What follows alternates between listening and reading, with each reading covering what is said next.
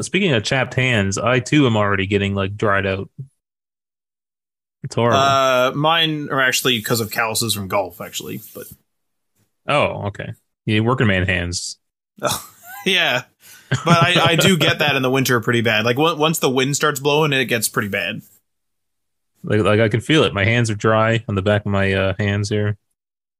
The worst is my hands change color, so they go like that sort of like blushing red a lot of the time, and it looks like I have an injured hand. Like so much so that like at work I used to get questions sometimes like, man, are your fucking hands all right? Like, oh yeah, like whatever.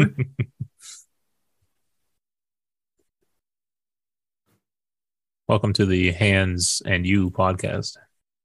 Welcome to the Hands and You podcast. Tips and tricks on how to best keep your hands in tip-top shape. Those are all the tips we have. Thank you for listening. This concludes the first episode of the Hands and You podcast.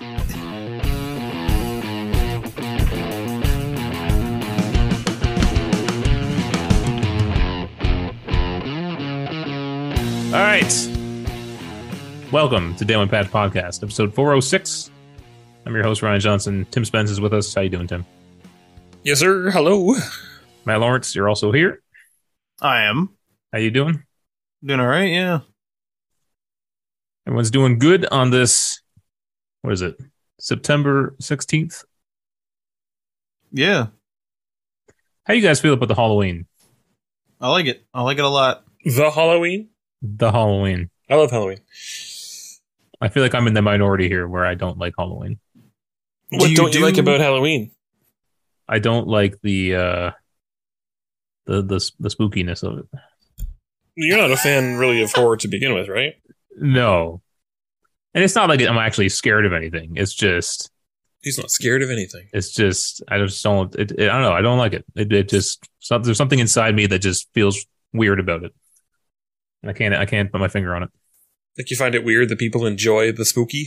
No, I don't find that weird. I don't know. And it's a lot of just cheap plastic crap. I know every holiday is, but it's just like particularly Halloween seems to be cheap plastic crap, and then you wear cheap plastic crap. Not necessarily. A lot of cosplayers would take great offense to that. No, they're doing it right. If everyone did that, that'd be awesome. That'd be insane. If you could only like participate in Halloween, if you had like dozens of hours invested cosplay, hundreds of dollars in materials, that'd be wild. I was gonna say like that. A lot of the time, the reason why it's like cheap throwaway is because people just wear it once and throw it away. Yeah, it's fast fashion. Halloween is just a big fast fashion holiday. It's true. Man, getting in costumes fast fashion. A couple of years ago, Kayla and I bought these like really cheap, like just costumes to like function as a very basic, basic costumes for a party that we were having, and we didn't end up having the party, so we still have those costumes like just in a bag in the closet, yet to be used, and we got them like years ago. Pull them out. That's right. Put them on. Just getting wear ready them in the for house. it. That's right. Everyday wear. God, they're so uncomfortable too. Good God. Some of them. I don't know. Yeah. I put some costumes together that were pretty good. When I was a kid, we didn't have a bunch of money to spend on costumes, so a lot of it came from like piecing together a bunch of like old, like different pieces of old clothing and stuff. Like there was one costume I did basically just like a slasher, like villain from a horror movie character type thing. So I just wore like a bunch of like hoodies and tattered old shirts and like this old like big flannel coat that my dad had, and got like some big old work boots and some dirty pants, and just bought like a cheap little $5 plastic hockey mask and splattered like red paint all over it. And it was so comfy because it was all like old clothes. Yep. You gotta keep warm sometimes too. Well, that Macho Man Randy Savage costume I had was not comfy. Wait, you have a Macho Man costume? Yeah, Why is this the first I'm hearing of this? I was in a costume contest last year and I won it as Macho Man Randy Savage. Wait, that's why you had the fucking handlebar, isn't it? Yeah. Oh my! How did I not know that? Oh, it's amazing. I think I may have. I can't remember whether I did it for that reason and then ended up growing out the beard by that time, or whether I kept the mustache. I can't remember. I thought you had the mustache long before that. Maybe. You had a pretty dirty stash for a while. Pretty dirty stash for a while, yeah. Pretty dirty stash. I tried to like reshape it too. I remember I like tried to reshape it, and then it kind of like I couldn't figure out how to trim it the way exactly I wanted, and then that's when I got fed up and was like, I'm just letting the beard go. Man, that's the ultimate crime, is like being able to grow somewhat of a mustache, but it doesn't grow in the way that the style would look good for your face. I hate that. Yeah. I have to let my mustache grow out like literally for at least 2 months to be able to like do anything with it. Otherwise, it just looks like thin. It looks like one of those fake mustaches that you buy that are like, you know the businessman mustache from like the 50s, like the Mr. House in New Vegas. Yeah. Like the really thin little one. Like, it's not that that's what my mustache is, but it's like blonde and brown. So it just ends up looking like that for like a month. And I'm not going for that look. And I don't think that particularly looks good with my like face shape. I have to wait like an extra month, and then it's like longer, and then I can, then I can sculpt it more effectively. But I'm like, that's too much work. I'm not doing that. You know what is like growing out my mustache for the first time. It wasn't too bad in terms of like I had trouble styling it and cutting it, like you were saying. But in terms of like it grew in like relatively fast and stuff and all that. But my biggest problem was when I let my beard go in, my face was just itchy as hell. And I don't mean because of like the hair was growing in for the first time. I mean, the beard was full, and it was up to say 8 months later. My face was just itchy as hell. Like I had to just like let my skin get used to it. Weird. Welcome to the Beard and You podcast. We are the Beard Bros. Oh, no. There probably is a beard podcast, right? Oh, there's got to be. Oh, no dozens doubt. of Yeah. Yeah, no doubt. I'm pretty sure there are some YouTube channels that tell you about beard care and all that stuff. them. I have a beard. I have a beard care routine. Yeah. Really? Yeah, I put a little bit of that beard oil that Adriano got me, and I What put does it in that do? I put it in some cucumber. It's I forget exactly what it said, but I have a couple of them. One's for like shine, one's for like softness, and I think I used the softness one, and I put like a drop of that in some cucumber shampoo, and then I shampoo my beard. Yeah, it's like a conditioner, I think. I don't do anything, and so I think I need to start. My beard's not long enough to like justify having that. I just let it grow out for like 2 weeks, and I'm like, all right, and then I just grab my razor or my trimmer, and I trim it down to like a number 1 again, and then I just wait another 2 weeks. Yeah, that's what I pretty much do too. Yeah, not a number 1 though. I do a number 3. I think I do 11. What? But I feel like it's not the same. I was going to say, because I have specifically a beard trimmer kit thing. And so I wonder if that means something different. Maybe. Because it's not that long. It could be different things, too. It could be millimeters or something. I have some Gillette like beard styler like razor. I have a Remington. I had a Remington. That was like my first beard trimmer that I got back when I couldn't grow a beard. I don't know why. I don't know why. I think it was gifted to me, and I was like, "Great!" Like, I can't use this. Thank you so much. I'm just gonna put this in the drawer. No, literally, I think I baby whipped it out like 6 times in the 6 years that I had it. I can't remember what brand mine is now, but it's a good one. It was relatively cheap too. I can't remember what brand it was. So go out and buy yourself a. Can't remember what brand it is. Beard trimmer today. Phillips. I wholeheartedly recommend. I don't think it's a Phillips. I can't remember. Damn. All right, so let's hop into the stories. What you were actually here for. The Game Minute News. First up here, we have Sony is apparently pleased with Xbox Activision buyout investigation. It's not the buyout itself, but the investigation being done over in the UK. They say it has major negative implications for gamers.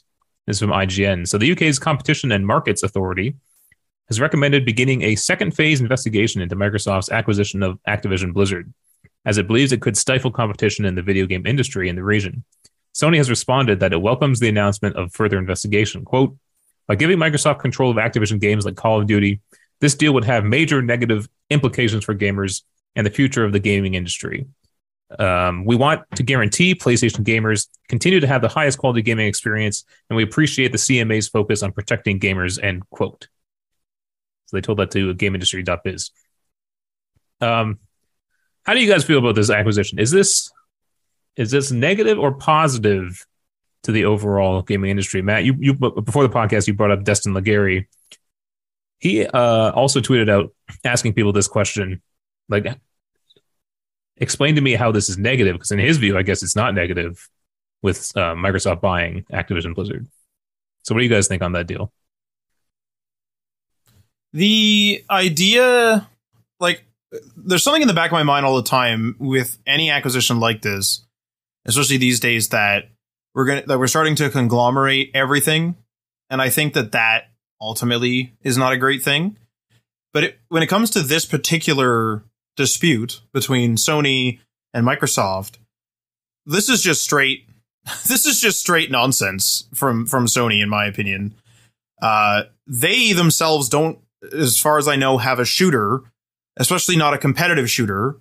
They had Resistance, and they've abandoned that license.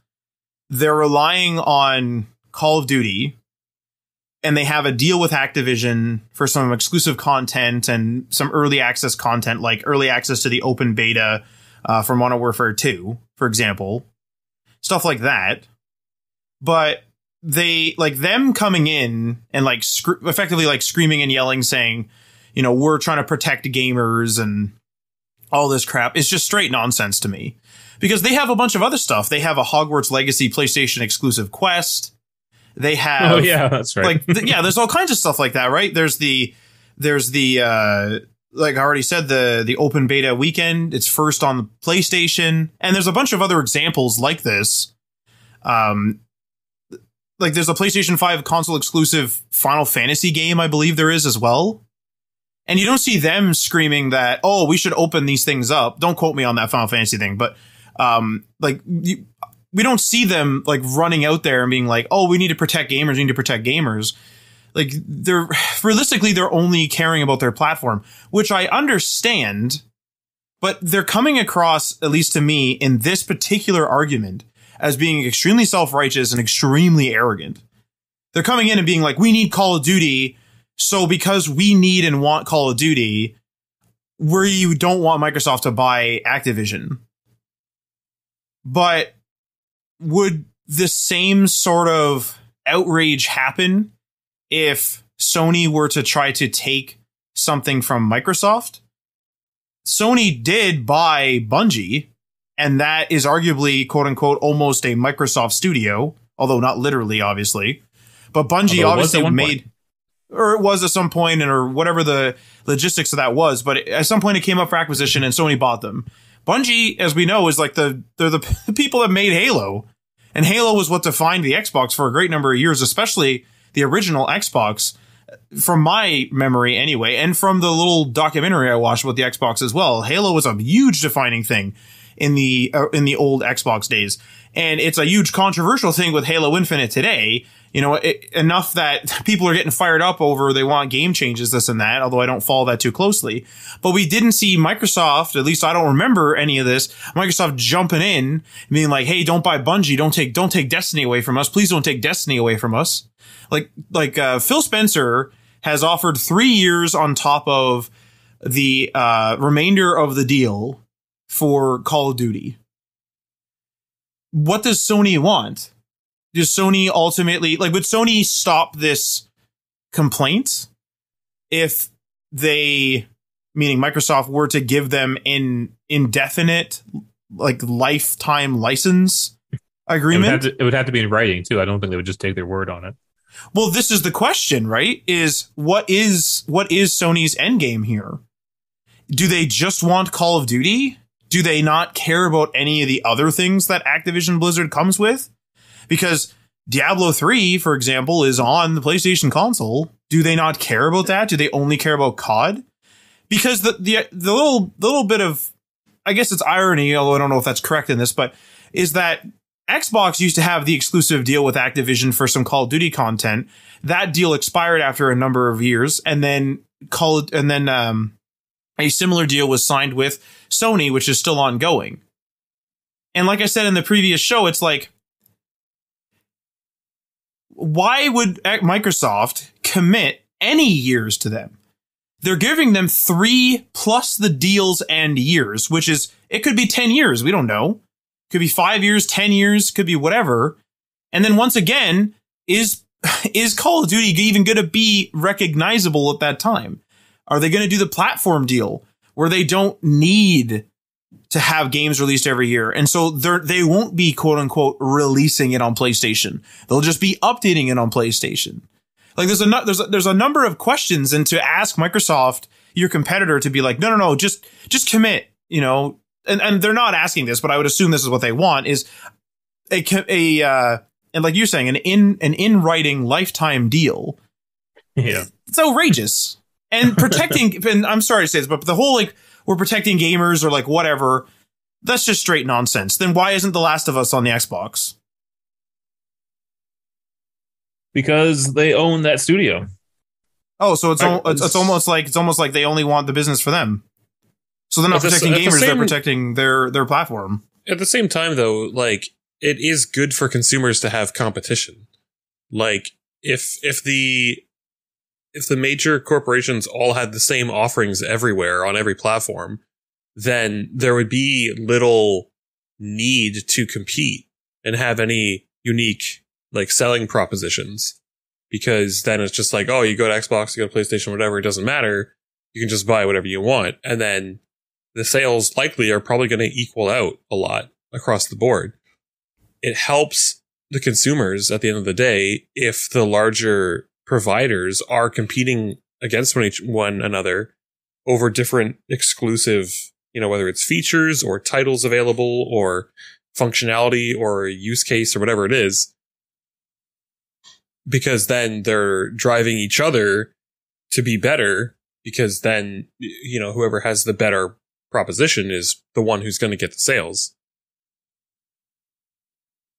I agree with that. That's the lack of competition is probably a part of that thing I said in the beginning with the everything starting to conglomerate.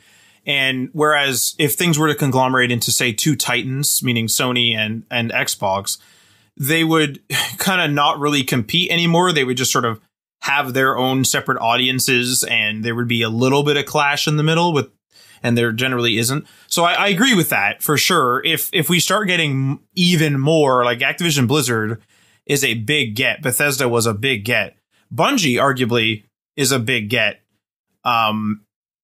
If this continues and these two titans kind of keep going at it, because I don't recall any moves like this by Nintendo, for example.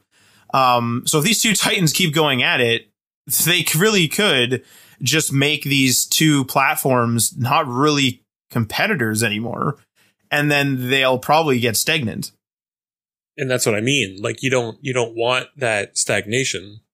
You got to have at least some sort of back and forth in order to spur the companies forward, because if Microsoft didn't exist, then Sony wouldn't be in the position they're in today. Likewise, for Microsoft, if Sony didn't exist. Like, you've got to have somebody else operating as competition to be that kick in the pants, that fire under your ass, to do better than what you're already doing.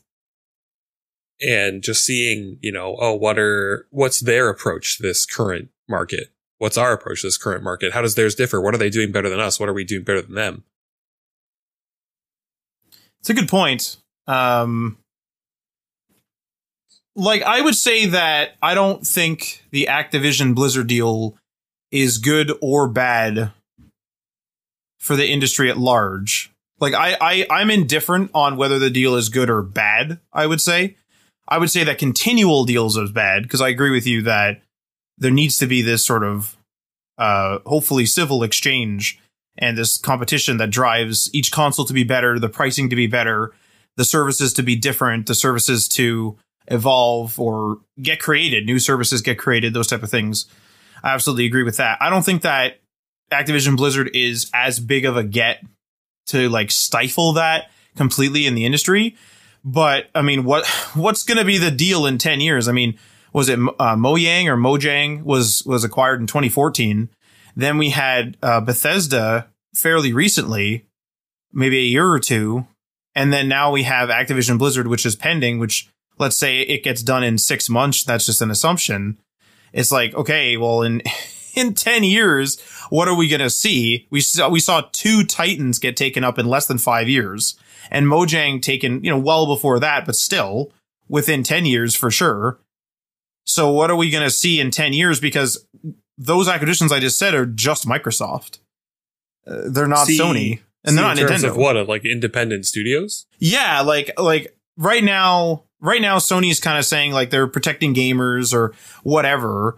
I'm saying it's not quite at that stage yet. There's enough studios and stuff out there, but at the current acquisition rate between these 2 titans, they really could in 5 to 10 years hypothetically be virtually not competitive anymore. And then that becomes a problem. However, I will say that personally, I don't believe Sony's whole protect the gamer thing. They just want Call of Duty, is my opinion. You know what's funny? I don't. Sorry, Ryan. No, go ahead. I was going to say, I do agree with you in that, like, I don't know that Sony's intentions with this are necessarily completely altruistic. They are definitely hiding behind the fact, like, they can just say, oh, think of the gamer, think of the consumer, think of the end user experience, which is legitimate, but yeah, they're probably not being sincere when they say it. They probably do just want to still have the freedom to make the millions of dollars every year off of titles like Call of Duty. Because like you say, I don't think that they're necessarily only concerned about Call of Duty, but it is absolutely a huge piece of the pie that they don't want to give up. I think I was just going to say, I think it's funny that Sony finds themselves in this position when they kind of caused this by showing the power of owning your own studios, right? They have all these great studios. They were making these, really good games, games that kind of cut through and become kind of the, pop culture in gaming. And it's probably what led them to, quote unquote, win the PS4 generation. And so Microsoft's response is, natural to say, oh my God, we need our own studios making great games. Right. Mm-hmm. But instead of cultivating that over, however long it took Sony, they just said, let's just, use our purse and buy them. And so I find it ironic that Sony kind of forced Microsoft to do this, in my mind, at least. It's, they're just following the current gaming market, which is just you pay to win. So they're just going to spend a bunch of money to try to win the market right now. Yeah.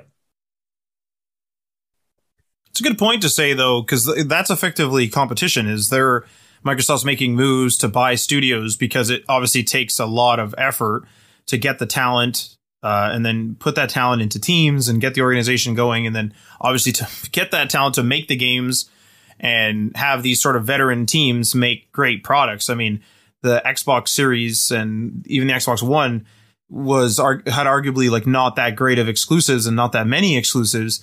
It would probably be pretty bad, I would say, to have the Xbox Series now have very few exclusives or very few like console exclusives at the very least, under the guise that like, oh, don't worry, guys, we're working on Xbox Studios independently.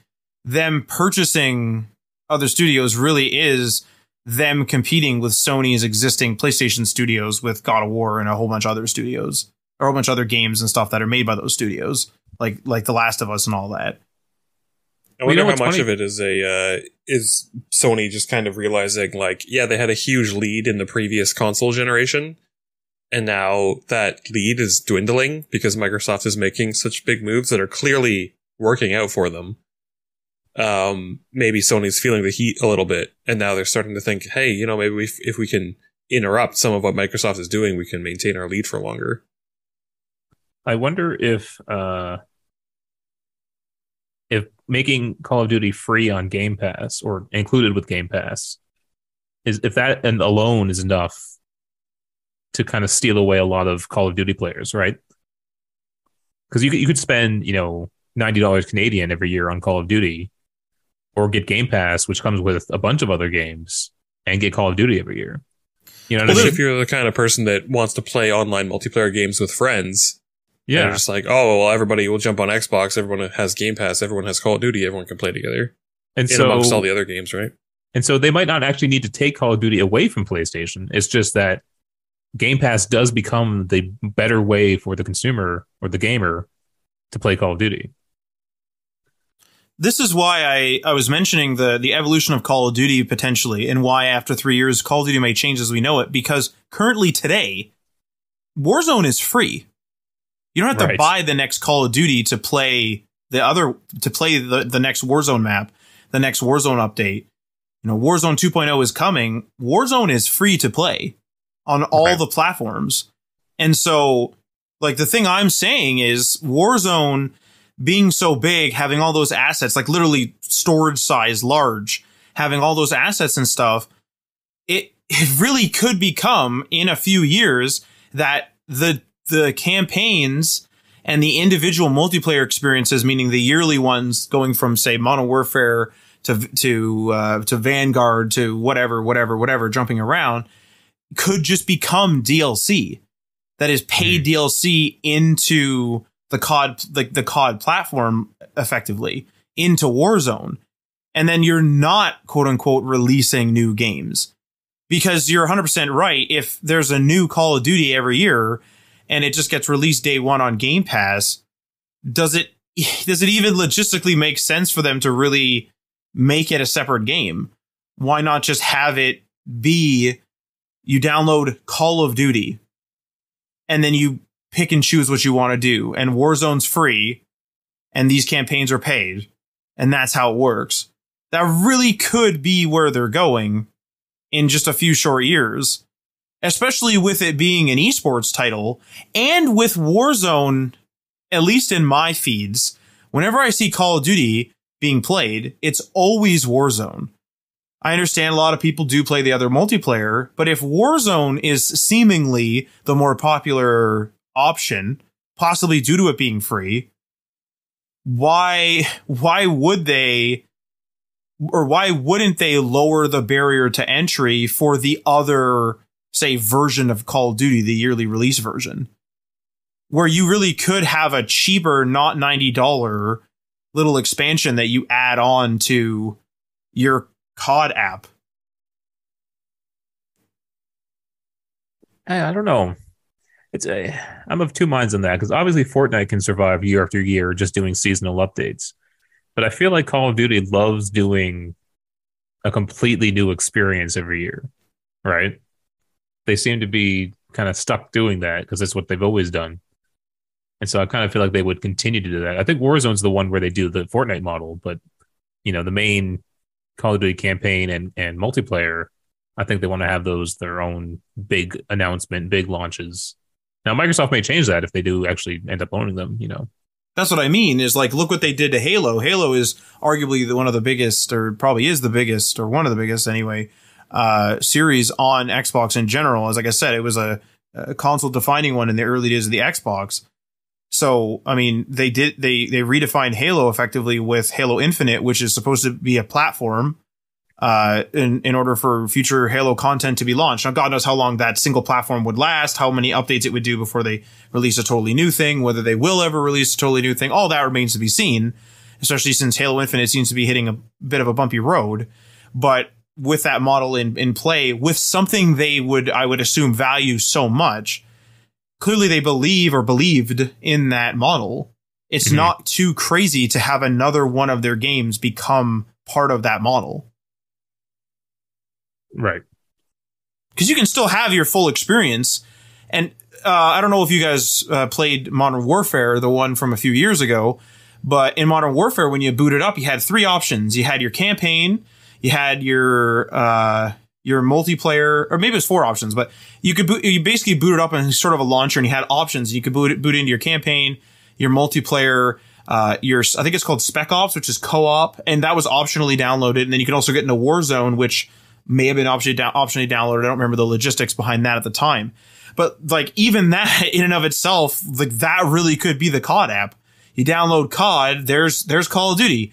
which one do you want? Which tile do you want? Oh, I don't have access to the Vanguard tile, but I only want the campaign. I don't want to do the Vanguard online. Okay, great, $40. I don't think it's that I'm not saying it's going to be super easy, but I mean, if they're doing it with Halo, I don't think it's that difficult. All right, let's move on to another shooter. Goldeneye. Did you all play Goldeneye back in the day? Mm-hmm. Absolutely. So Goldeneye re-releases are, this is the headline title, the Goldeneye re-releases are weirdly convoluted, or a weirdly convoluted situation. This is from IGN. So as part of the recent Nintendo Direct, N64 classic shooter Goldeneye was announced for Nintendo Switch Online. As with other games in the online collection, this is an emulated version of the N64 original, not a remake or remaster. It does, however, have one new feature, online multiplayer. And it says at pretty much the same time, Rare, the Microsoft-owned studio who created the original version of Goldeneye, announced on Twitter that a Goldeneye re-release will also be coming to the Xbox via Game Pass and made available free to owners of the Rare Replay collection. However, the studio's description of the game made it instantly clear that the Switch and Xbox versions are not the same. The Xbox version includes achievements, 4K resolution, and a smoother frame rate. Even in split-screen local multiplayer, no mention at all was made of online multiplayer. And then finally, later, the official Bond website, 007.com, confirmed that online multiplayer is exclusive to the Switch version. It also noted that the Xbox version is different to the Switch release, calling it a 4K remaster rather than a re-release. I just want to know, there's been like remakes of this game before, right? Wasn't there a GoldenEye like a few years ago? But it was like modern-ish. Yeah, there was a remake on the Xbox One, I think. What is with this game? How come? What's going on? People are nostalgic for it. It's like the beginning of local multiplayer shooters. Which is funny too, because it's famously known that the multiplayer in GoldenEye was a last-minute addition thrown into the game. That some of the devs were just like playing with as a fun idea, and right before the game launched, they were like, yeah, let's just like put it in, and then it was like a breakout success. It was so fun. Have either of you ever gone back and tried to play GoldenEye recently? No, but I heard it's horrible. It's really fucking bad. Like if you haven't played GoldenEye, if you didn't play just a shit ton of GoldenEye back in the day, and you don't have that muscle memory, if you try to go and play GoldenEye now, it's really, like on the N64 specifically, it's really aged. Like, you don't realize how much you use both sticks in a first-person shooter until you try to go back and play GoldenEye, where, like, the camera turns as your character is, like, going to the left, so the camera starts turning left.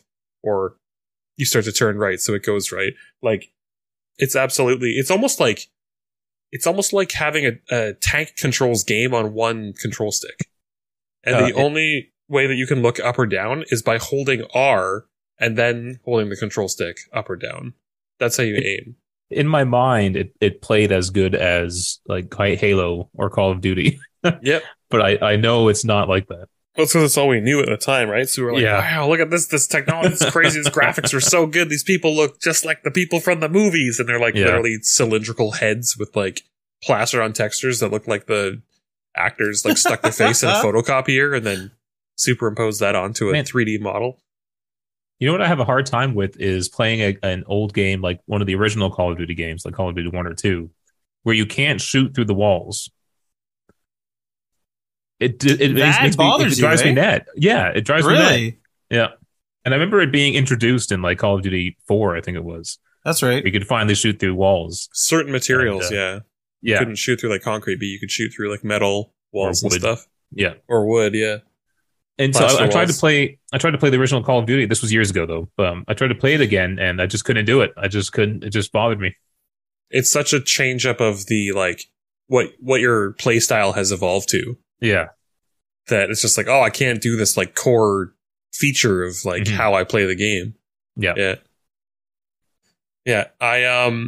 That's why everybody hated when somebody played Odd Job in Goldeneye. It's because he's just shorter than all the other characters, which means that if you're not on like a different incline to him, if you're on even ground and you're within a certain range, like you manually have to look down to try to shoot him, which is why he was so like such a broken character. Oh, and he also got the unique hat from the movie that he could throw and it would be a one-shot kill. Oh yeah. So he was hard to hit and he had an insta-kill move. So he was a pretty broken character. So I think this will actually be a much more enjoyable way to play GoldenEye on the Switch and also on Xbox, because you'll have the twin sticks. It'll make the game a lot easier to play. Mm-hmm. But I don't see myself going back and playing it a whole lot, honestly. No, I'm curious. Like, I guess throwing it in as part of Switch Online, I guess that makes sense, right? Mm-hmm.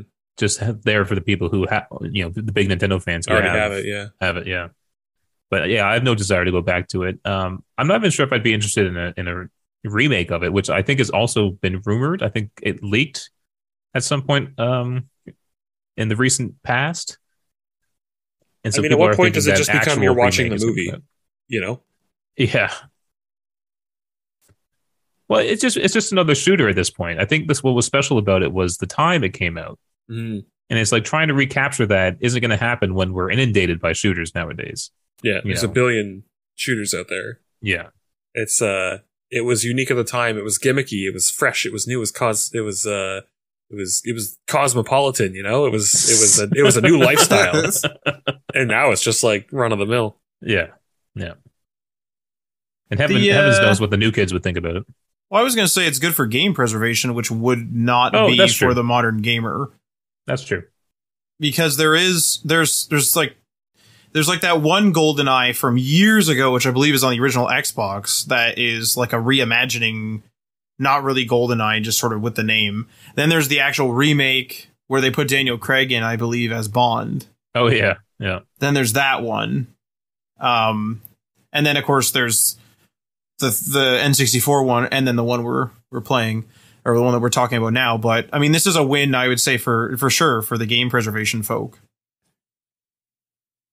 Yeah, I mean, it's on Game Pass. It's on, Nintendo Switch Online. It's not like people are paying $40 for this re-release kind of thing. Mm-hmm. Which is surprising given Nintendo's track record. Right. This should be $80, yeah. Yeah. I mean, at least, it'll be a modernized way to play it in probably its relatively original form. I just hope it doesn't go the way of Ocarina of Time on Nintendo Switch Online, where the emulation is super, super bad. Mm. All right. Next up here, we have Kojima Productions' mystery teaser appears to feature Elle Fanning, but no one knows why. This is from IGN.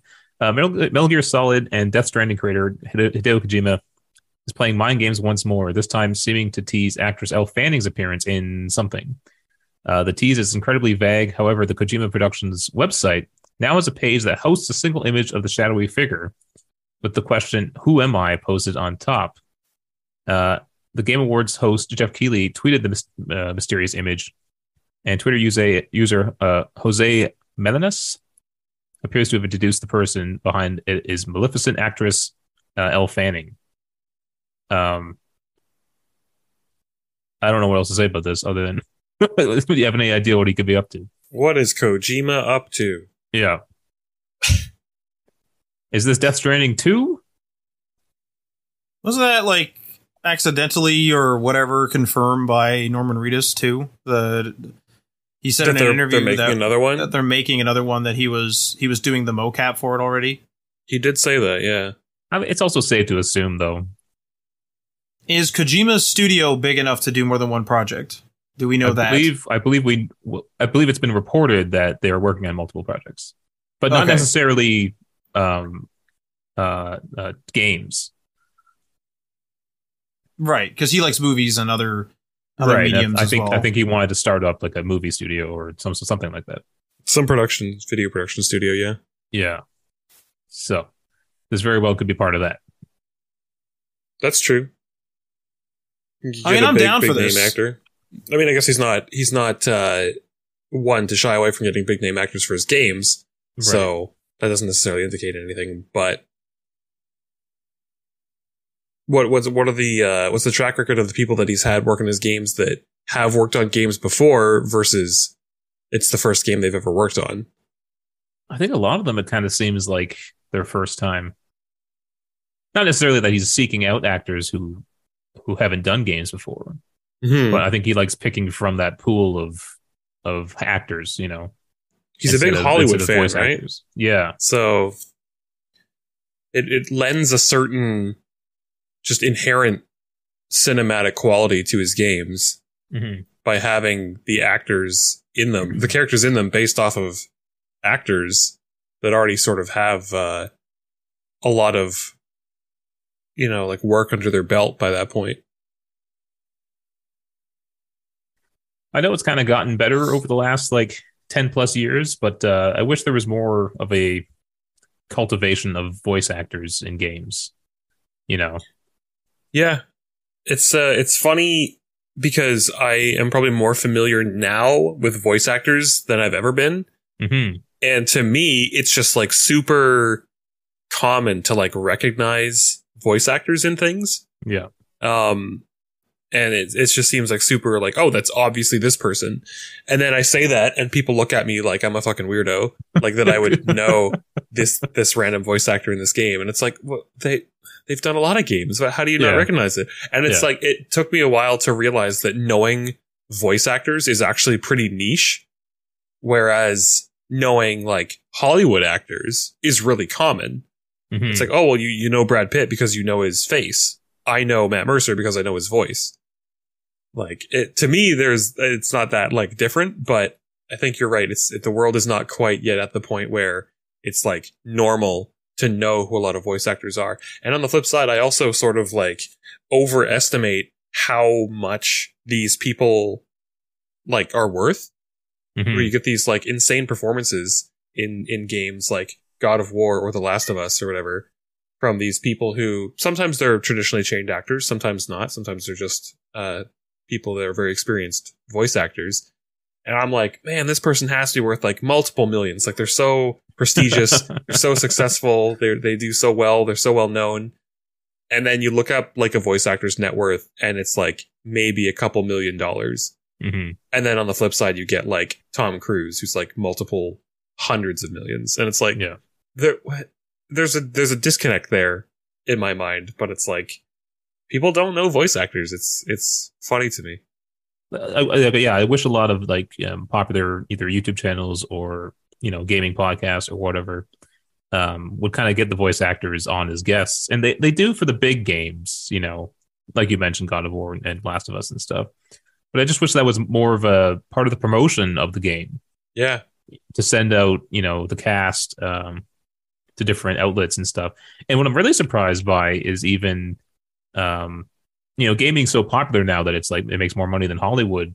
Yeah. But yet no like late night show or talk show has anyone involving gaming on at all. That's a really good point. And in the past, I've seen like Reggie show up on like Fallon to show off the Wii U or something like that. Yeah, you know, but that was a very particular thing. It wasn't a normal, you know, kind of guest. So I think I would like to see more of that, but I don't know. Maybe that's just old media. It's never going to interact with new media. You know, that is a really interesting point. There was actually when you mentioned like having people.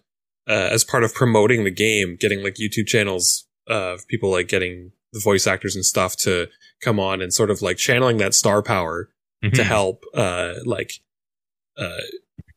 give people more of an appreciation for the different facets of a game when it's like leading up to its release. The last thing that I saw for that, sort of related to that, would be for Elden Ring. Shortly after it came out, there was a channel, and I can't remember the name of the channel. I'm going to try to look it up while I'm talking here, but there was a guy who does interviews, I guess on his channel, and he interviewed a good chunk of the voice actors of the major characters in Elden Ring. And that was really cool because they're like the vast majority of these people are people that like haven't worked in a video game before. And it was really kind of like humanizing, I guess. Like these people that they have, you can look up the actor and they do have a number of credits on like IMDb and stuff like that. But they don't really, they're not household names, right? Yeah. And, sometimes it's like, oh yeah, okay, he did that character in that like anime that I watched like 10 years ago. That's kind of cool that like now he's in Elden Ring kind of thing. That's the channel. It was called Dan Allen Gaming. It's not a huge channel. Couple thousand views on his videos. But yeah, he basically just like talks with them about like what the process was to, like working on the game and like what just giving insights into the production behind the scenes, and then sort of gets them to do some, reenactments of their voice lines. And just with like Elden Ring, using it as the example here, just kind of funny was that because so much of that game was like developed during COVID, so many of the voice actors like would be sent their like content package. They would read out the lines and then they would just sort of like email them back. And it would sort of be like a live-ish sort of scenario where they would say like, oh, be available on this day from like noon till 6 or whatever.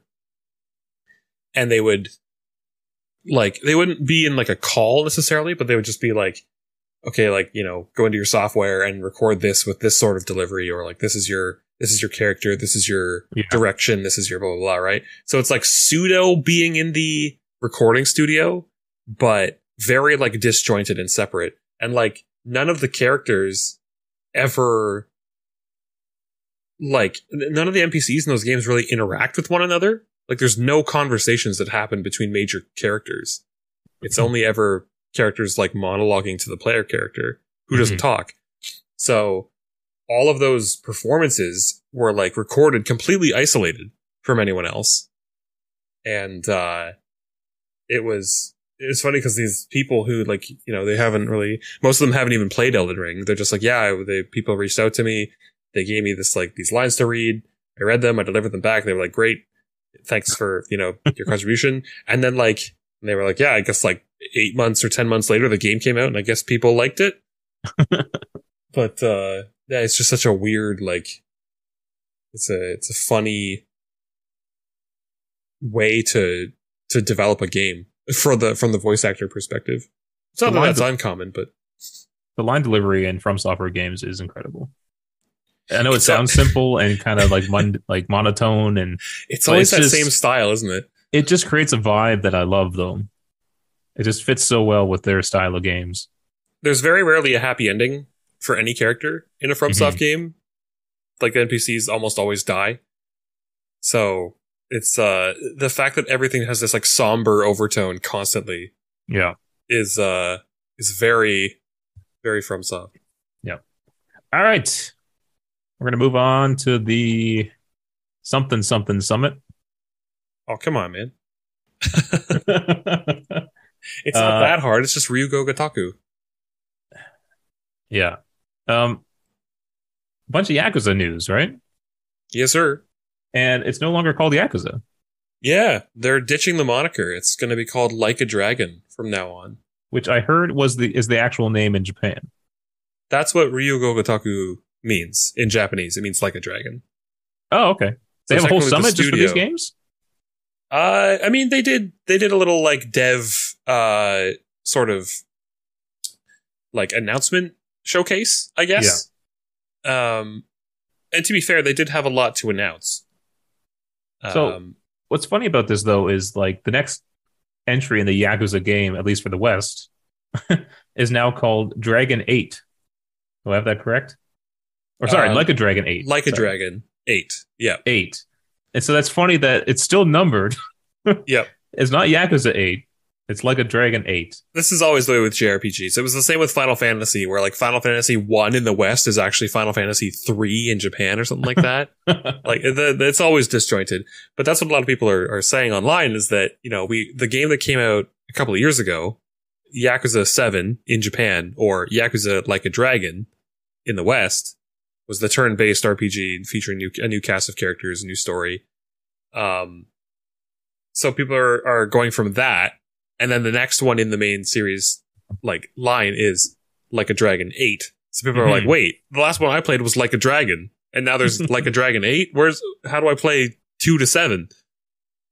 This is similar to Resident Evil, right? That's not the name in Japan, right? Resident Evil is known as Biohazard in Japan. Biohazard, yes.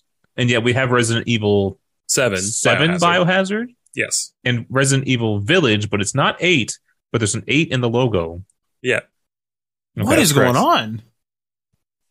I don't know. I don't know what's going on. Tim, tell us what's going on. It's this weird disjoint between the Japanese market and a Western audience, and like keeping things in main line but changing up the naming scheme halfway through. It's a thing that we just kind of have to deal with. If you're in the community, if you got your ear to the ground for like the series and stuff, it's confusing, but it's like, it's fine. Like, it makes sense for the people that have played the games. If you're coming into this series for the first time, it's so disjointed and confusing as hell. Like, I've been a follower of the Yakuza game subreddit for a number of years now, and like every week there's multiple posts where people are like, what order do I play these games in? Like, how do I, where do I start with? What can I skip? You know, like that sort of thing all the time. And to be fair, there are so many Yakuza games. It makes sense that some people might want to skip some of them, but you shouldn't, because they're all very good games. But yeah, I mean, so the biggest news, like we said, there's another main series game coming out. They finally announced it, Like a Dragon 8. Everyone already knew that it was in development, because 7 was so successful, and it was a really good game. I promptly put like 200 hours into that game. Yeah, because I thought I wasn't going to like it, because I'm not a fan of turn-based RPGs. But that game kind of kicked ass. I really enjoyed it. And it was weird how like the style of game that series of games is kind of just lends itself to almost any genre, because there's so many different like mini games within those games that are just every genre anyway, that like the main game could be kind of anything. And the series creator has also gone on record previously saying that they're completely open to making the main series games literally like any genre. They were like, if it made sense for the next series or the next game in the series to be a first-person shooter, then we would make it a first-person shooter. Damn. We don't view the games so much as a genre as we do just a means of how do we tell the story we want to tell.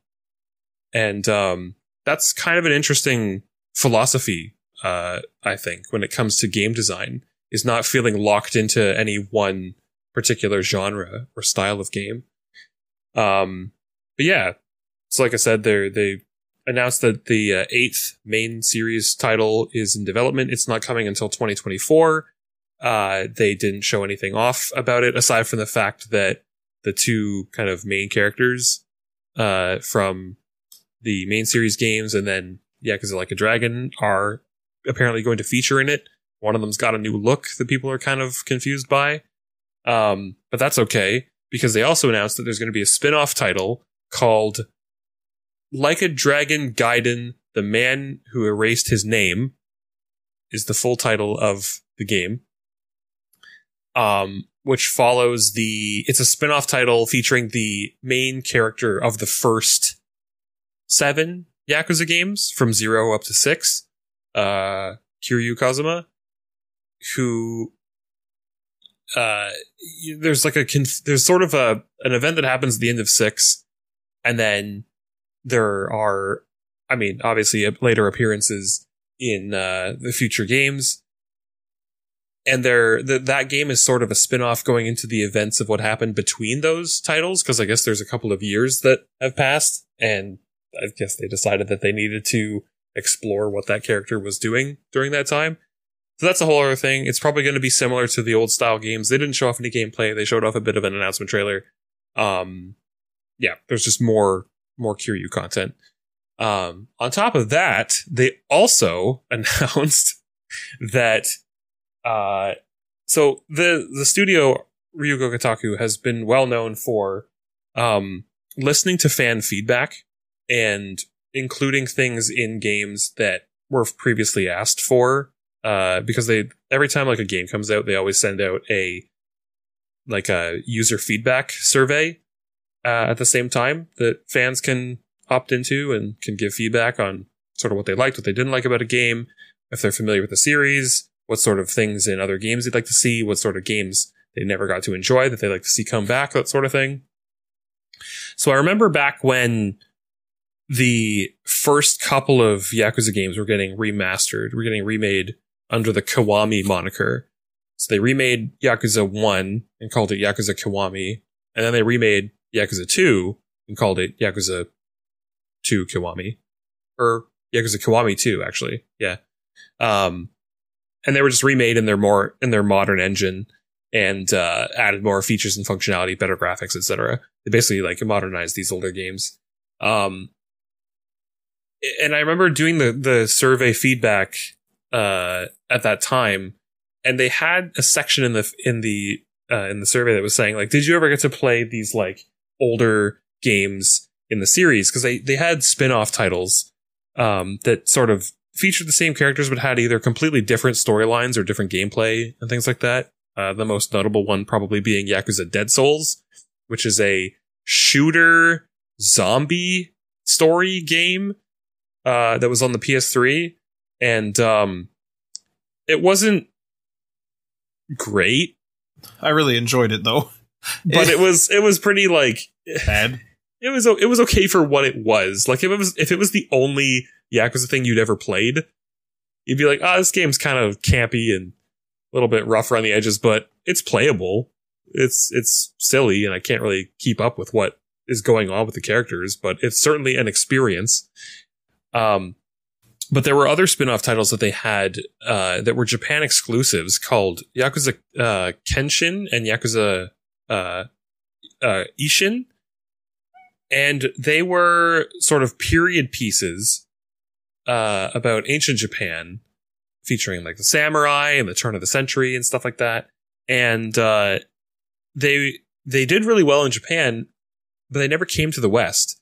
And a lot of people for a long time were just badgering RGG and being like, hey, like localization. It's like they're so cool. They have such a unique style to them. They're so interesting. It's like, I'm okay playing the game in Japanese only. I can't really read the text. I don't know what's going on with the characters, but the games are still really enjoyable to play, and I enjoy the cutscenes and all that stuff. Like, people were going to great lengths in order to play these games. And it was also part of the feedback survey that I filled out when the Kiwami games came out. And they said, have you ever heard of Kenshin or Ishin? And being part of the community, like, I'd heard of them, I just hadn't seen that much on them. And one of the questions was just something straight up like, would you be interested in a Western localization of these titles? And so I said, sure, like, I'm always down for more of these kind of games.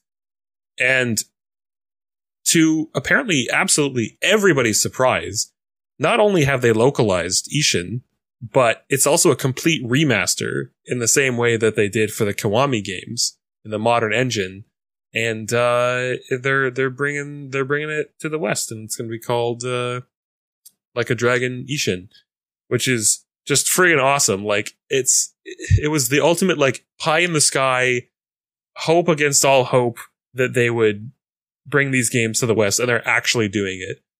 And this is I think I found this out either the day of or the day after the like new Breath of the Wild sequel trailer like dropped.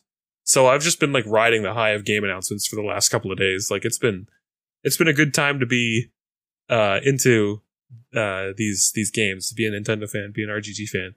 But that's great. It's funny too, because they cited in an interview about Ishin that Ghost of Tsushima actually had a pretty significant impact on their decision to redo it, to localize it and make it and then remake the game, because Sony developers had and other Japanese developers had gone on record after Ghost of Tsushima came out and said like, we can't believe that an American studio made this game. no shade to them, but like, a Japanese developer should have made this game by now. Like, it's incredible how like authentic it was and accurate to the culture, and like just very very like authentic, I think is just the word. But they must have had some kind of feudal Japan type of game that was just more grounded, right? I mean, we had games something. like Ninja Gaiden, we had Onimusha, we had a bunch of games like years and years ago where like clearly the Western audience was interested in ancient Japan as a backdrop for a video game, for an action game. But like nobody had really done anything with it for a number of years. And then Sucker Punch comes along and drops Ghost of Tsushima, which is an insanely good game.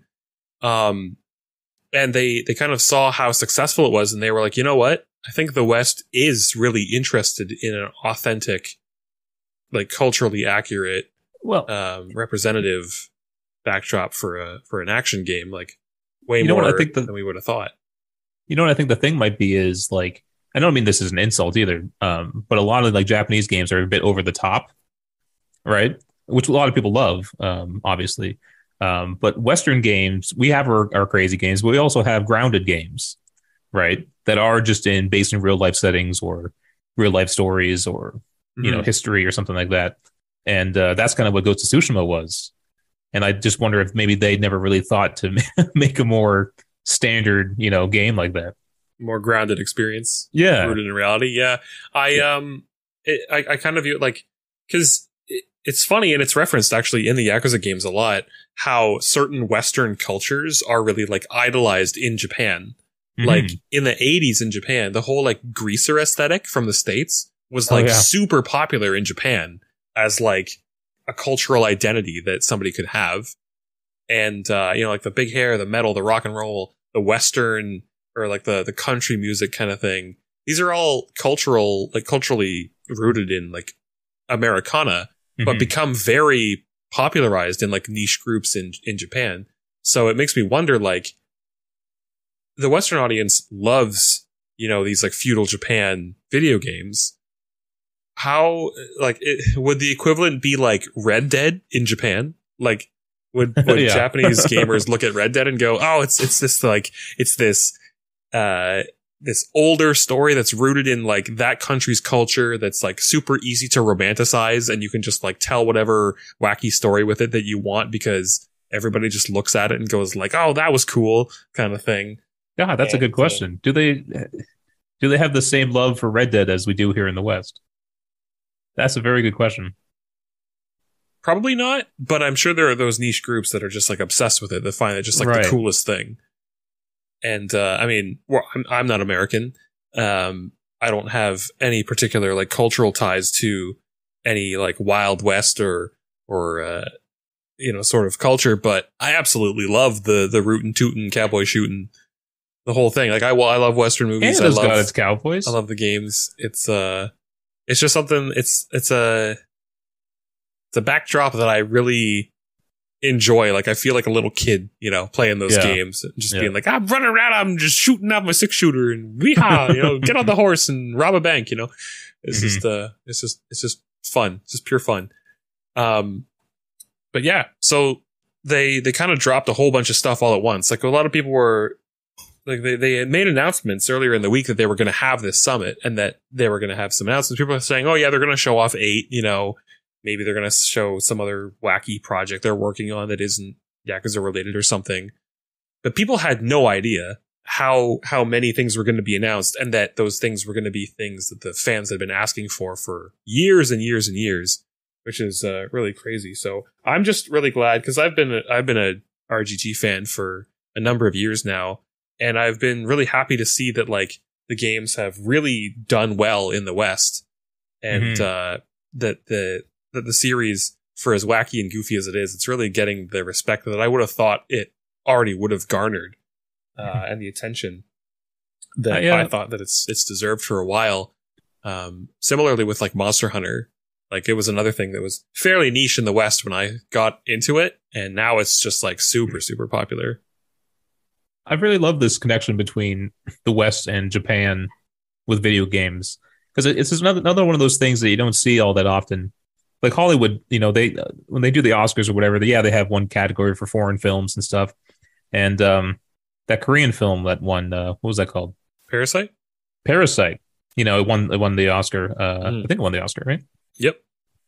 So yeah, that does happen seldomly in movies, but gaming, it's like I'm constantly seeing Japanese games. I'm constantly seeing Japanese developers, give talks and stuff. Kojima obviously is, heavily tied. Final Fantasy's big in the West. I just really like that connection between the West and Japan and with gaming. I think it's unique. It's a great equalizer. Yeah. The people just sort of get together and they can, come from all walks of life and they can all identify with the enjoyment of these video games. And I'm trying.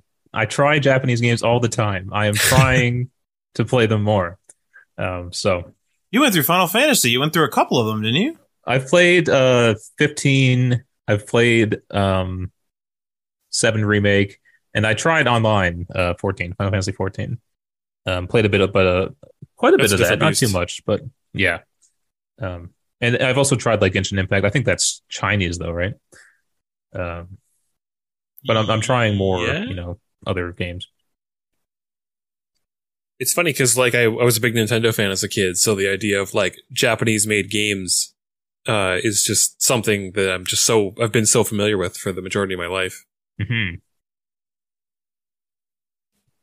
I did try Yakuza 0 as well, and I want to get into those games, but I think it's just I have this problem where I need to play it when it's new, and if it's not new, I struggle to keep going back to it. You did say that kind of broke during COVID. It did, yeah, and I did try to play Yakuza 0 twice during the pandemic. I think the thing with Yakuza for me is it's a lot of game. And I made the mistake of doing 0, and then going right into Kiwami, doing the intro of Kiwami and being like, okay, Jesus, like I can't handle this. But so like I don't recommend doing them sort of back to back, at least if you play them like me. Because I kind of go through kind of slowly. So having gone through 0, how I did it was I started it and kind of just did it like once a week ish. It wasn't scheduled or anything. That's just kind of how it fell. But then once the story picked up, I kind of picked it up more and more and more. And I would have my little brief hiatuses of a week or two or something where I wouldn't go back. But then I would kind of go back, have a long session of, whoa, this story's pretty cool, and kind of just bang out a bunch of it. But I never really kind of constantly played it and constantly kept it like right at the forefront until I started accelerating toward the end of the game. And that's usually when I do accelerate almost any game. Once I notice the end's in sight, I'm like, okay, I'm going to finish this because I don't want to get bored and then leave it unfinished. And that was why like going to Kiwami right after was a big mistake, because I had played a bunch of it at this point, having not rushed the end, but gotten there quickly with more gaming sessions in quicker succession, and then going right into another game where it's like, oh God, this is going to take me months. Because I think Yakuza 0 took me something like, I want to say 3 to 5 months. And I think that's a good way to experience it. It's like, I'm sure some people would prefer to binge it, but it really kind of feels like a Yakuza TV show to me, where you kind of go through a bunch of missions and this and that and the other thing. But then there's these big sort of story drops where there's like a super long cutscene and some crazy twist happens or some crazy thing happens. And then you're kind of, left to your own devices to deal with the new, repercussions of what the story has done, whether it's moved you around or, this and that and the other thing. And so that's just how I would suggest you maybe try it, Ryan. However, Tim and I played the 4th one. It was free on PlayStation Plus back on the PS3, and I booted that thing up. And I think I downloaded it when you were here, Tim, and maybe even booted it up the very first time when you were here. And I just got hooked, and then I couldn't put that game down, and I beat the living shit out of it. I don't think I did all the side stuff and all that. Oh, absolutely not. No, absolutely not. But I absolutely did. Like, I did do a fair bit of the side stuff. Tim and I did the Hostess Club with the Akiyama double take and shit like that, which is always hilarious. Serious staple. A serious staple. And it'd be a sin if I didn't mention the absolutely hilarious incident where Tim was like, man, I would love to try this game, but I just want to try like a little action sequence. So I walked my character to the dojo, and I thought it was going to be like you fight in the dojo. So I gave Tim the controller, and it started that way a little bit, but then it ended up being that Tim had to take one of the students for out for tea because the student was having girl trouble and you had to help him through this social situation. It's like it was the worst and also the best because I was like, what the hell is going on? But at the same time, it perfectly encapsulates that entire series where it's like the main story is super like dark, gritty Japanese underworld crime drama story, and then all the side stuff is just completely obscene and ridiculous. Like it really is the perfect balance of like serious and goofy, and it gives you the option to go after whatever you sort of feel like at the time, whatever your flavor you're desiring. But on that note too, with how like serious and heavy hitting and dramatic the main story is, I would almost suggest the opposite of what Matt said, where because there are so many characters and there are so many plot hooks and story devices that are used in each entry in that game series, you kind of have to keep up with it. Or if you put the game down for a month and go back to it and pick it up again, you're going to be like, I don't remember any of these characters. I don't remember what I'm doing. I don't remember why I'm doing it, where I'm supposed to go. I don't really remember how to play the game because the vast majority of them are like real-time action kind of beat 'em up combat type games.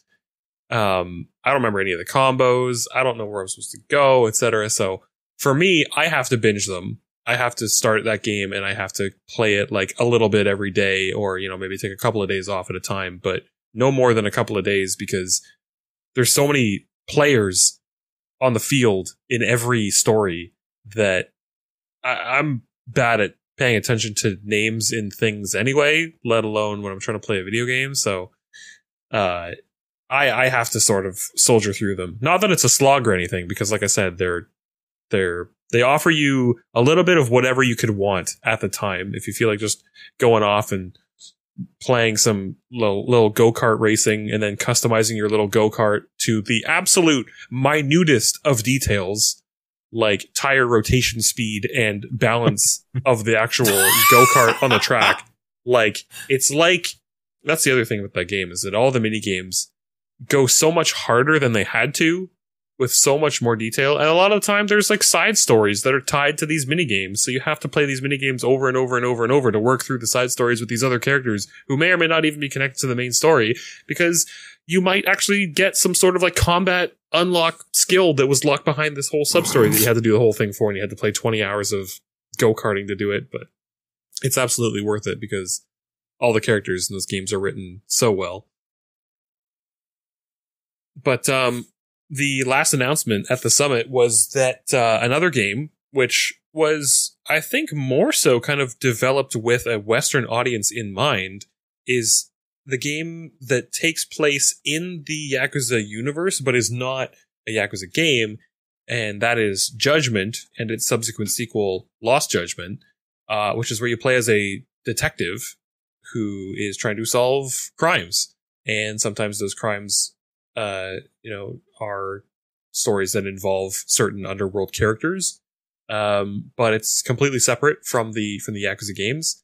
And those were originally PlayStation exclusives, and the casting directors for those games had some sort of, I don't know if it was agreement or they had some sort of exclusivity sort of thing that they wanted to have, where they weren't going to let it be ported to anything else. They said, no, this game's always going to be on PlayStation. It's only ever going to be PlayStation. And in recent times, I guess that has changed, whether leadership went to different people or certain execs left or got fired or whatever. But those same people are not making those same decisions anymore. And the Judgment games are now available on PC. They're available on Steam as of yesterday, I think. And they kind of just dropped that. They were like, hey, by the way, you said you wanted Judgment on PC.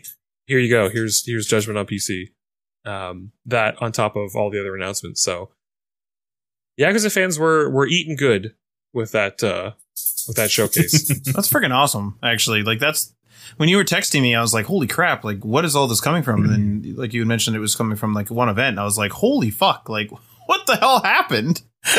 And they just sort of like dropped announcements. Like there was the way that I saw that the PC ports for the Judgment games were available was like somebody live tweeting from the event, just a screenshot or a picture they took on their phone of a screen that said Judgment now available on PC. And it was like in Japanese. And I was like, how is this how I find out about this? Like, it's just such insane, like, just shotgun splatter style announcement, like, strategy. I don't know. They're just like, we've been holding the cards pretty close to our chest for a long time. By the way, here's absolutely everything that you've asked for in the last like 10 years. So it's pretty crazy. That's awesome. Yeah, that is absolutely a way to be a game dev. All right, let's move on to what we're playing. Matt, what are you playing? Me? What the hell? Well, Tim was talking for a long time about. Yeah, I need a break. Man. Come on, I'm getting tired. Okay, all right. That's fine. That's fine. I have been playing the absolute shit, actually, out of Prototype 2. Yep. I'm really digging it. I've been playing it over the past few weeks, as I've mentioned, and still kind of doing the same thing where I'll just hop into a mission here and there. Maybe we'll do some Fortnite or something, and you guys will hop off. I'll just jump onto Prototype, do a mission. And I never really, throughout all this time, never really paid attention to the side stuff. There's these little challenges you can do, and there's like different scoring systems within these challenges, and they give you medals, and you kind of play against other people on the PlayStation Network. That was that weird thing where I did one of those challenges and beat everyone on my friends list, and then someone actually logged into Prototype 2 and beat my score, which was ridiculous. But I just I did it once, like I said, and I just wasn't too into it. But I wasn't really paying attention, I guess, to the collectibles in the world activities. And there's 3 zones. There's the green zone, there's the yellow zone, I believe, and there's the red zone. You start in the yellow zone, you go to the green zone, and then it looks like I'm going to be going to the red zone, presumably next, unless the game backtracks a little bit in terms of story. But I was in the green zone, and it was like, oh, there's a layer ahead. There's or in the vicinity, there's I forget what they call it, but it's basically like a conglomeration of soldiers doing some sort of mission in the area. And I'll just call it an excursion because I can't remember the actual name.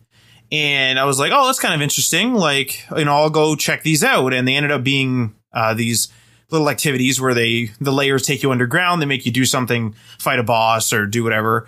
And the other one is just literally soldiers are usually all standing around with a bunch of doctors and stuff like this. They're studying something in an alley, something like that. And you just have to kill them. And whenever you do this, maybe sometimes you have to do a collection of it or whatever but you unlock mutations. And mutations are basically just perks that are in different categories, like some of them are offensive, some of them are defensive, and there's like maybe a category or two in addition to those two, but they stack. So there's a collection of, say, like 10 of them, and I have some that are locked because it says they get unlocked in the red zone. But if I do these activities, I get these mutations. And in addition, there's like sort of more traditional collectibles called black boxes, which are dropped from helicopters or whatever they are, and they're always found on like a body. And when you pick them up, it's like a recording. It's like a recording of like that person, what happened to that person or whatever. It's like a little bit of lore in that. And I had collected a few. As you run across them, as you get close to them, it tells you, hey, it's 10 meters away, 5 meters away. And so you can kind of lock it down. But like I said, never really paid attention. So the other night I decided to I was like, I'm going to try to find these layers and stuff. Like I'm going to try to find this and see how powerful I can make my character. And I was leveling up normally throughout the game. As you go through the story, you unlock new powers just from story events. And I've been doing fine because you also level up in the game. So you get to choose like, oh, I want more health. I want more mass. I want more stamina or endurance or whatever they call it for running and jumping and all that stuff. And so I was like, oh, I wasn't really struggling with the game. But now I'm really not struggling with the game. So you can go it's a little bit weird. So you go to the pause menu and the map shows you where your missions are, where you're at, where these little sky, I forget what exactly they're called, but they're helicopter pads that take you between regions.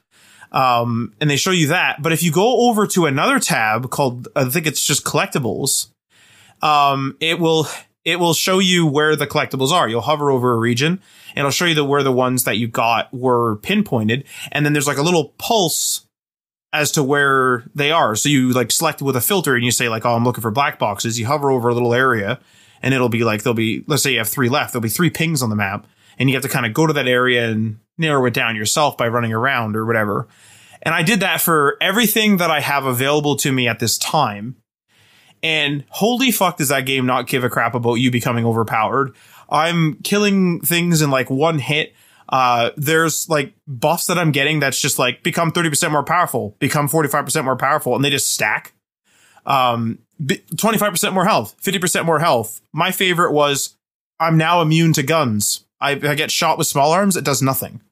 So I've walked into a military base and everyone's fucking shooting at me and it does nothing. It does absolutely nothing. I don't have to use my shield. I don't have to do anything. I can like jump 50% further. I can run 60% faster now. Ridiculous. And I was thinking like, man, like this is like really how you make a game pretty fun. Collecting these things and going through the motions is a little bit boring, sure. But I was having a blast seeing how much more powerful I was getting. And I have clips that I've taken of me running up to one of those excursions where the group of soldiers are at, and I just click one button and everyone's dead. They're all in pieces and shit. I can like grab somebody and like make everything in the area that's loose, like cars, other people and doors and whatever, get attracted to them. And so everything just gets pulled in. And if anyone's in the path of these things being pulled in, they get smashed too. So I've like pulled in buses and trucks and crap and just destroyed the whole fences, destroyed the whole area they were studying. And then there's another mechanic in the game. I can't remember what it's called. I think it's called Blacknet. And what it is it's like sort of like you're hacking into like the Black Ops computer. And you basically do like a set of missions. And once you do these set of missions, so basically you hack a computer, you're given a mission, you do whatever, you then hack another computer, you do a set of missions, et cetera, et cetera. And there's like some difference in the missions. Like sometimes you have to run after packages. Sometimes you have to hunt somebody, sometimes, et cetera, et cetera. You have to do. And that's how I was getting mutations before. But doing these collectibles, doing these layers and stuff has like given me even more power. And because I'm exploring the city more, there's these guys that are marked with like an icon that looks like somebody sort of flexing. And they give me an additional buff on powers I have, but it's a random one. So I like absorbed, or I think it's called consuming, one of the people that had this. And it's just like, all right, your blades are now 25 or 40% more powerful. It's like, oh, okay. Just as an aside, I didn't do a story quest. I didn't do a collectible or anything. I just found a random person. I pressed circle on them twice and I'm 25 to 40% more powerful. Okay. With that attack. Like, this game does not give a fuck about making you super powerful. But when I went further in the story, what I really like about this game is that I'm like ripping through the overworld activities and I'm ripping through the majority of the objectives. But when they give you a boss, that boss is like a legit challenge. Or when they give you a obstacle, like a bunch of like the big infected guys or whatever, it's actually a challenge. Not like ridiculously challenging because I've done so much side stuff, but it feels like a boss fight. And you're like, oh man, like, you know, I'm a badass running around and I can just wipe everybody out and do any mission I want. And I don't have to really worry about stealth because like, unless the commission calls for it, because I can't be killed with bullets and I can pick up like tanks and whip it at if we got helicopters and stuff or cars or whatever. I can do all this crap. But like the boss is actually challenging. They talk a lot of smack. They're always like, oh, you know, like, fuck you. Like, I'm going to be so much more powerful than you. I'm going to kick your ass. And they can, which is really refreshing. So, I've said this before, but I know that people love the first prototype and that the second one was, received with like a lukewarm sort of reception, at least from what the reviews are that I've seen. I get the complaints, but fuck do I love prototype 2. It's really good. So, like, I've just been ripping it. Like, I love it even more now that I'm like, yeah, I'll become 30% more powerful. Yeah, okay, I'll take another 25% on that. Yeah, another 40% I'll do. And I just run around doing whatever I want. So the game's wild. There's an ability I just got. This game's extremely gory. I'm going to warn you. But I can grab a person and make them a bio bomb. So I hit him in the back of the neck and it makes a virus grow in them really quickly. and then I can leave them to their devices and they'll explode out in this like mass, like there's like this weird tentacle thing that comes out of them and it explodes out. Or I can do that same thing. So I can grab them, biobomb them, and then whip them like a grenade. Like instead of me having a grenade, I'm using a person like a grenade and whipping them in. Like this game is totally wild. It's like ultra violent. The writing is horrible, but I love it for that. It's just like a really cheesy, like overacted movie or show or something. It's just a nice revisiting of like games of old where it's just super simple. It's like run around and kill stuff and you're going to swear a bunch. That's about it. But yeah, that's Prototype 2. I love it. Man, I don't think they're a developer anymore. That's sad. That's real sad. The last like original game they did was Prototype 2 in 2012. And then they were transitioned into a support team for Activision games. And so they worked on the original Destiny in 2014. And then there's nothing listed after that. Oh, that's unfortunate. I get the complaints. I think the complaints are that like the world felt more dynamic in the first one where the infection kind of felt more organic. You could kind of like push back the infection and the infection would push back at you a little bit. It was like a pretty shallow mechanic, but it felt more like a zombie sort of apocalypse or like a thing. And the other game was, I would say, a lot more hectic than this one. But this one I prefer it being a little slower. I prefer my actions. At least I would struggle sometimes and I would die a lot in the first Prototype because I would, want to mount a vehicle and I would click the button to mount, but like the targeting would be slightly off and I would go do something else. And then I would end up dying because I was like trying to do it while I'm low on health and stuff like this. Now, whether that's due to my own skill, I don't know, but I prefer the targeting system of number 2 and I just prefer the game. I just think it's a lot more structured. It feels more modern. It's sort of like an open world game that's like, if you'd like to become more powerful, do this. And then I go and do that. And then that's it. Mm-hmm. It just feels better to me, but I absolutely get the complaints. Fuck that game's ridiculous. So if you like really old games and you like really gory action games, and I would almost call it like a Bulletstorm-ish. Like I didn't really dig Bulletstorm too much, but I mean, they talk like they're in Bulletstorms. So if you like that type of thing, I would give Prototype 2 a go. But other than Prototype 2, I actually booted up Remnant, or maybe it's Revenant from the Ashes. We beat that with Adriano a number of months or a number of years ago now. But the friend that helped me through Dead Island Riptide has requested I help him go through it. So I'm going to return the favor. And we've already found some secrets and stuff, which is pretty cool. I'm playing as a different class, playing as the sniper class now. And it's pretty fun running around doing that again, trying out different weapons and stuff like that. Pretty interesting. I'm playing with a mouse and keyboard this time instead of a controller, which is cool. So I'm enjoying that.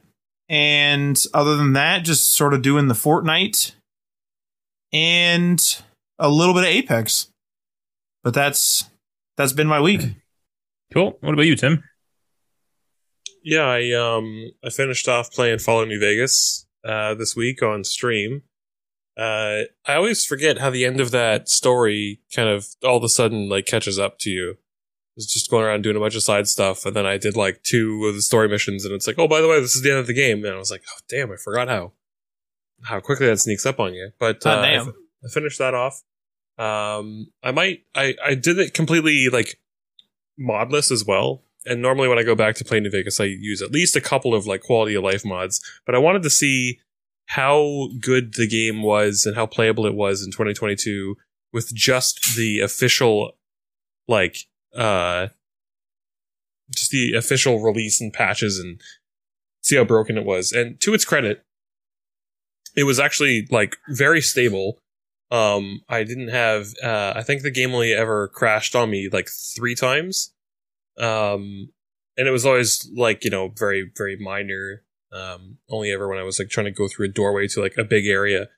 So it wasn't a big deal because usually I would just load back in and it would have been a couple of minutes since the last autosave. So it was never a real big, gameplay issue.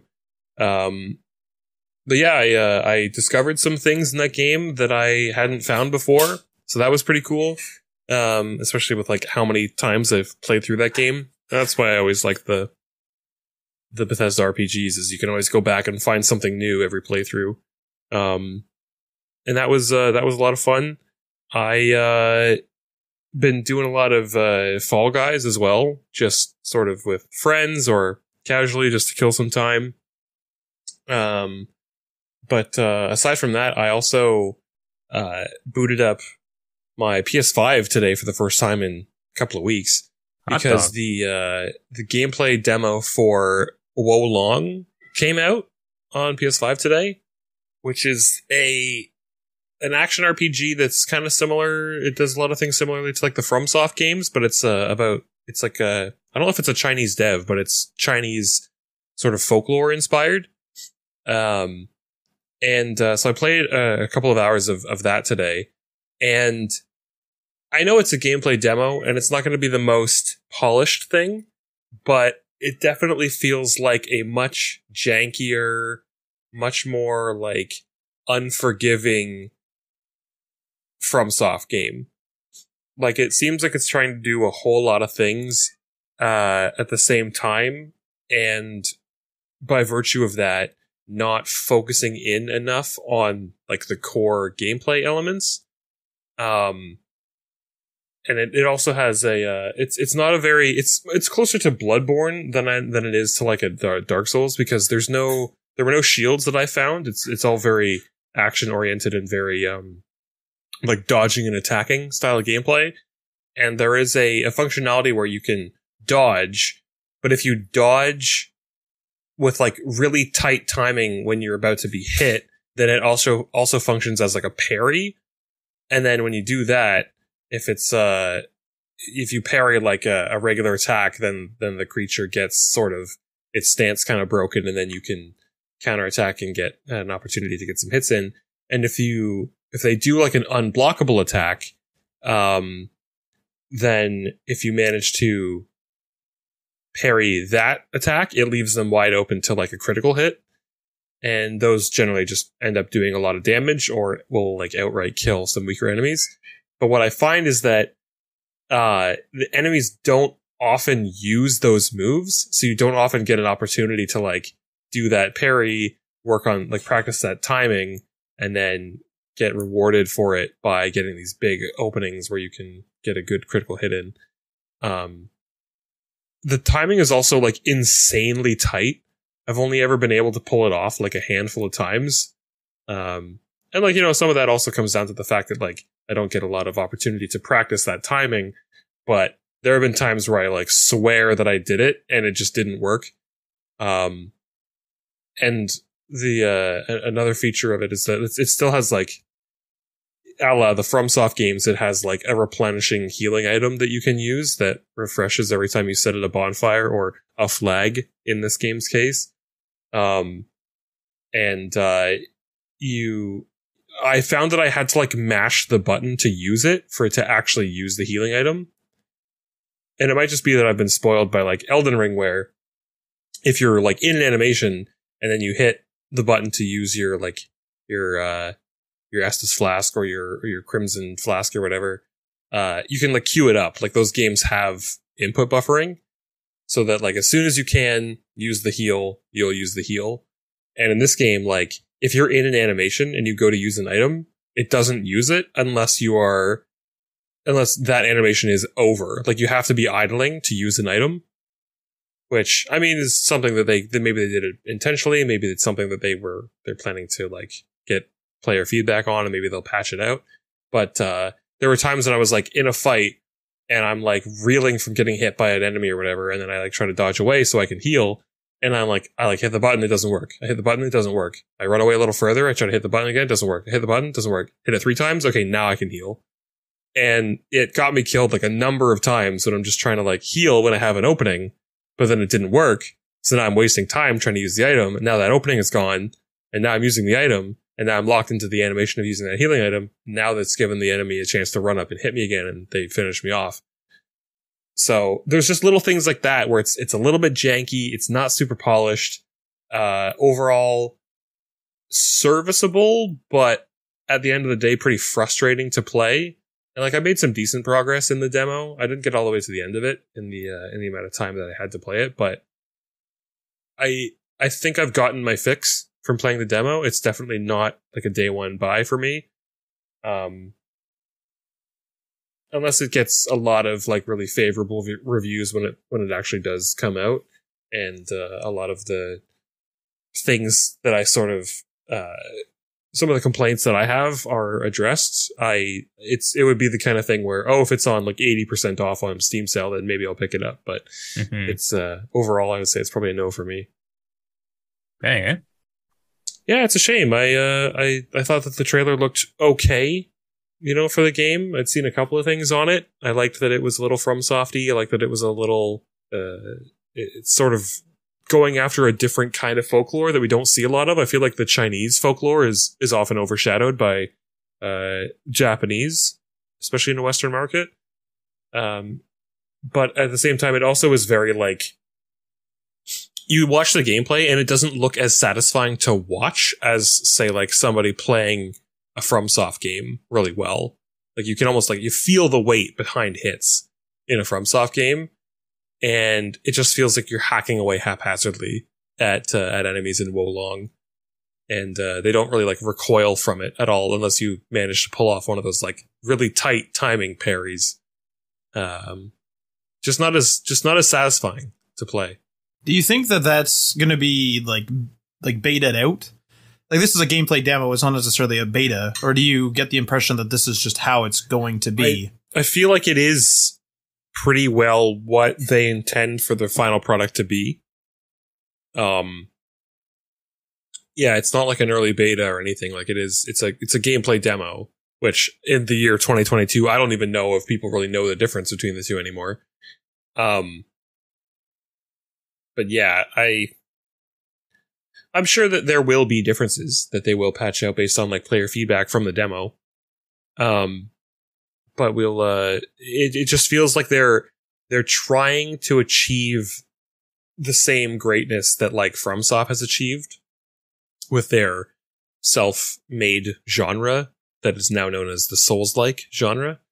There's just a whole lot going on, and I feel like they clearly want to have the kind of game that rewards really high skill playing. But at the same time, they're also spreading themselves really thinly across a lot of different gameplay mechanics. There's your attacking and your combos. There's I think 5 or 6 different major weapon types that you can use. There's a magic system.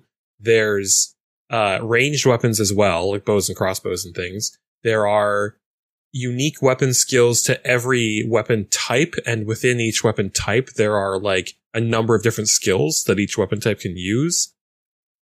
And then there's combos. There's a stance sort of meter functionality. There's a meter for magic that's also tied to the stance that you can use when a certain gauge is full at a certain time during combat, that you can summon a spirit to help you, and they give you different buffs so they can help you in combat.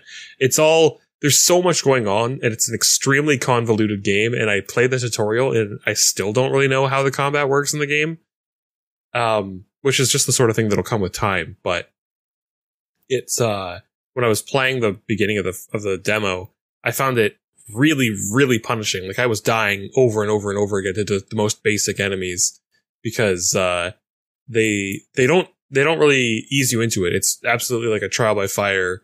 We're gonna throw you into it, and you're gonna learn through failure type of gameplay. But I did, like I said, I got decently far into the demo, and overall, I would say I was left wanting by this game, because even though it's got all these features to it and all these gameplay mechanics, I found myself just spamming the absolute crap out of the dual swords, and when you get enough hits in, the enemies would eventually stagger, and then you can just start your combo over again and just perma-lock them, perma-stun them by just attacking endlessly.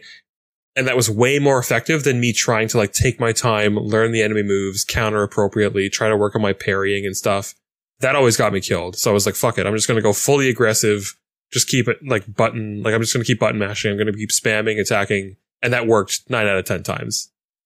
So I was like, you've really worked against yourself here by not having like proper risk reward for all of these different systems that you've implemented. I definitely not having not played it myself. It definitely sounds like you're correct on it's being spread thin. It's almost like they had a checklist to match. They're like, oh, we want this, all those different mechanics you said, like the stamina and this and that and the other thing. And then because of that, instead of putting like 10 hours into the fighting, they had to put 3 hours because those 10 hours had to be split up among like three different mechanics, And to be fair, like they were doing lots of things differently from other games in the genre. And that's good because I want to see that variety that different devs, like the ideas that different devs come up with, because it's a genre that I hold very near and dear to my heart. But it's really hard when you're driving around a Maserati and then it's like, oh, let's see what these other, manufacturers are offering up these days. And then you drive just like a Toyota Corolla and you're like, oh man, it's really noticeable the difference between the titans who have like perfected this formula and then just what somebody else is trying to do who saw a car one time and they were like, I could do that. Yeah, they don't have the expertise. They didn't go through the trial and error. They haven't been there yet. That's something that's really scary though, or not scary, but interesting, I guess. And well, I guess it'd be kind of scary for the devs is that like FromSoft has been there and has been through the ringer. But with like how sort of cutthroat the game industry is, it's like, are these Souls-like games going to get second chances if the first one doesn't land?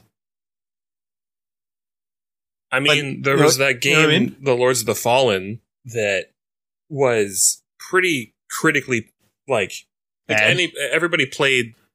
who played The Lords of the Fallen, you go on like Metacritic, and that game has like a really low rating because it was like Dark Souls if you were playing the game in molasses. Like it's so slow, it's so clunky, the combat's really unsatisfying, the fighting is super unforgiving. There are certain enemies that you literally like have to cheese them in order to kill them. Because if you just have a battle of attrition back and forth, they will kill you first every time. And that game sold insanely well. It sold like 3 million copies. And it got like critically pretty good reviews. And there are so many people that like are completely flabbergasted that it did as well as it did and was reviewed as well as it was, to the point that now, not even that long ago, maybe a week ago, it was in the Sony Direct, or the Sony State of Play. The Lords of the Fallen is getting a sequel.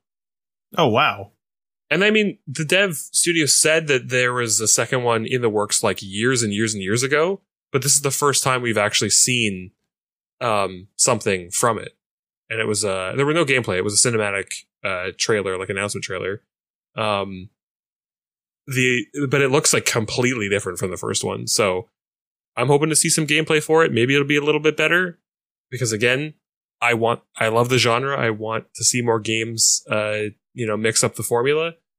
I'd be really interested to see what what they are working on.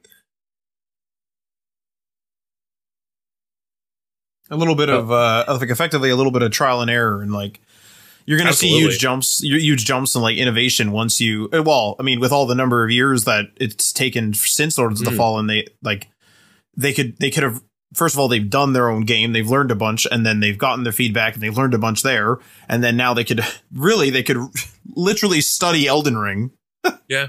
And then be like, okay, this is what we want Lords of the Fallen 2 to be like. It was like 2014, I think that game came out or something. It was like the same year as Dark Souls 3. Woo-wee. So since then, they've gotten a lot of other examples of work to observe and compare, right? Yeah, absolutely. But yeah. That's been my last couple weeks.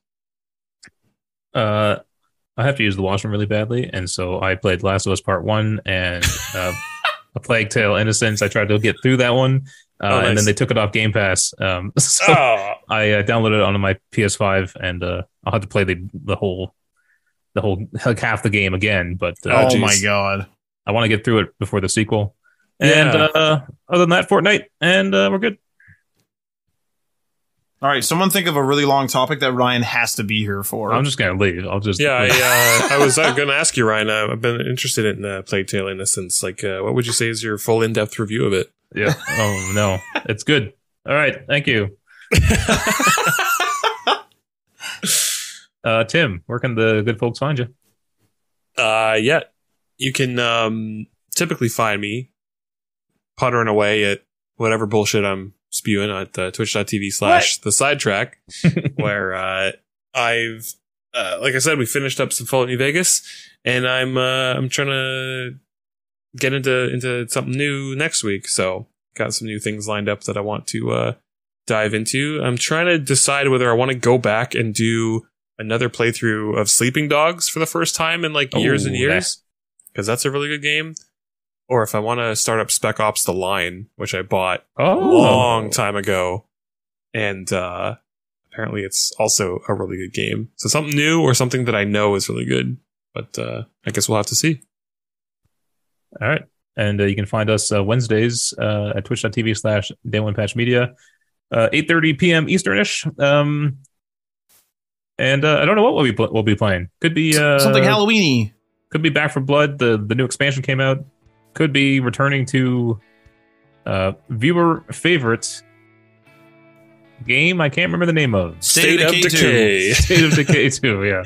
We're going back on our bullshit. We're only ever playing zombie games again. Yeah, why'd we ever leave is the question. Good question. Because it wasn't Halloween, I guess. Yeah. We'll see you guys next week. See ya. Peace.